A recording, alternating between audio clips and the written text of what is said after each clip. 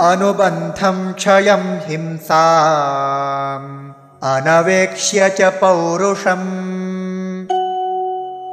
मोहादारभ्यते कर्म यत्तत्तामसमुच्यते।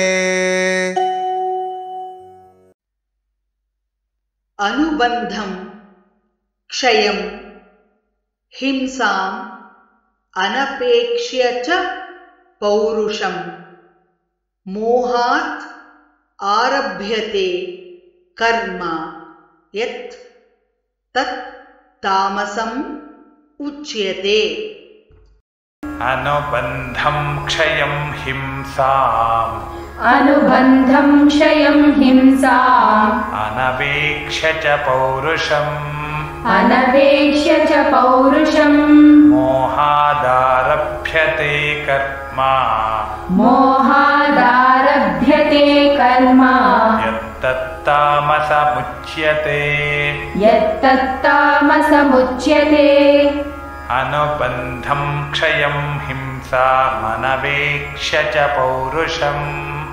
अनुबन्धं क्षयं हिंसामनवेक्ष्य च पौरुषम् मोहादारभ्यते कर्म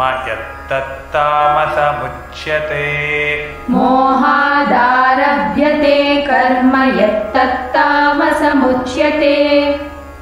अनुबन्धं क्षयं हिंसामनवेक्ष्य च पौरुषम् मोहादारभ्यते कर्म यत्तत्तामसमुच्यते।